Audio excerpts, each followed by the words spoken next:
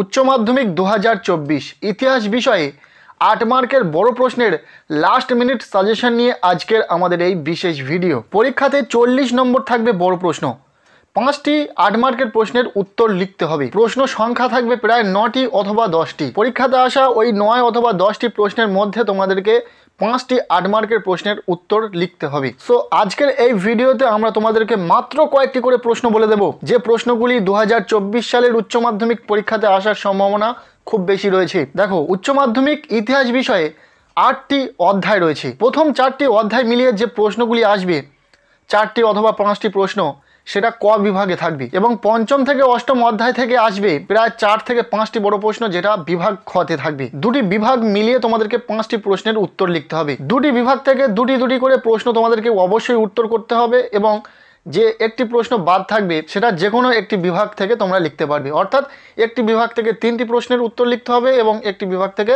2টি প্রশ্নের উত্তর লিখতে হবে। তো চলো বন্ধুরা, প্রশ্নগুলো দেখে নেওয়া যাক।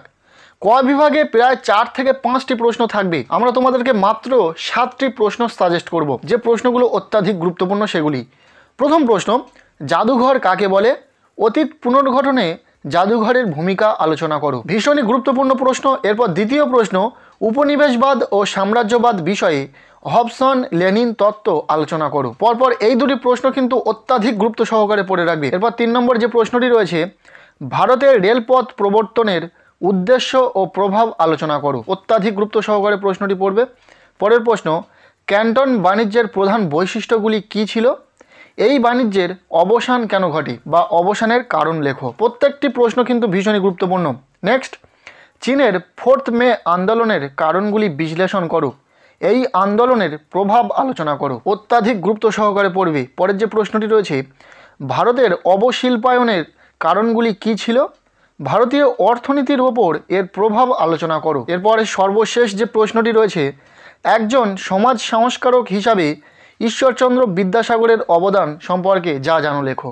এই 7টি প্রশ্ন যদি তোমরা খুব ভালো করে পড়ে রাখো, তাহলে আশা রাখবো ইতিহাস পরীক্ষাতে বিভাগ ক থেকে 8 মার্কের প্রশ্ন তোমার কমন থাকবেই থাকবে। এছাড়াও একটি এক্সট্রা প্রশ্ন তোমরা দেখে যাবে, সেটা হলো বাংলায় নবজাগরণের প্রকৃতি আলোচনা করো। এর সীমাবদ্ধতাগুলি কি ছিল? পারলে এই প্রশ্নটা বিভাগ ক থেকে একটু দেখে যাবে। এরপরে আমরা দেখে নেব বিভাগ খর জন্য বাছাই করা মাত্র কয়েকটি প্রশ্ন। মাত্র 7টি প্রশ্ন তোমাদেরকে পড়ে যেতে বলবো। আশা রাখবো এখান থেকে তোমাদের পরীক্ষাতে বড় প্রশ্ন কমন থাকবে। চলো প্রশ্নগুলো প্রথম থেকে দেখে নাও। প্রথম প্রশ্ন, 1935 খ্রিস্টাব্দের ভারত শাসন আইনের শর্তাবলী আলোচনা করো।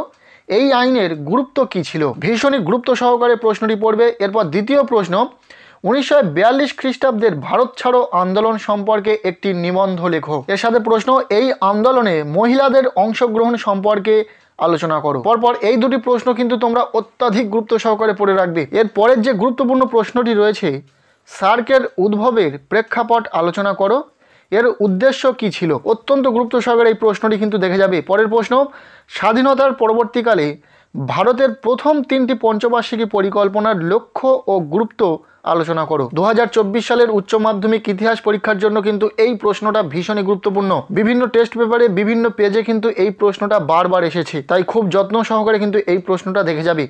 পরের প্রশ্ন, হোচিমিনের নেতৃত্বে ভিয়েতনাম মুক্তিযুদ্ধের সংক্ষিপ্ত পরিচয় দাও। খুব ইম্পর্টেন্ট প্রশ্ন। পরের প্রশ্ন, ট্রুম্যান নীতি ও মার্শাল পরিকল্পনা সম্পর্কে সংক্ষেপে আলোচনা করো। নেক্সট প্রশ্ন, 1946-এর নৌ বিদ্রোহের কারণ ও তাৎপর্য লেখো। এই 7টি প্রশ্ন যদি তোমরা খুব ভালো করে পড়ে রাখতে পারো, তাহলে আশা রাখবো বিভাগ খ থেকে বড় প্রশ্ন তোমার কমন থাকবে। এছাড়াও যারা এক্সট্রা প্রশ্ন চাইছো, তাদের জন্য আরও 3টে এক্সট্রা প্রশ্ন পড়ে যেতে বলবো। প্রথম প্রশ্ন, ঠান্ডা লড়াই বলতে কি বোঝো? ঠান্ডা লড়াইয়ের প্রধান বৈশিষ্ট্যগুলি সংক্ষেপে আলোচনা করো। দ্বিতীয় প্রশ্ন, জালিয়ানওয়ালাবাগের হত্যাকাণ্ডের প্রেক্ষাপট কী ছিল?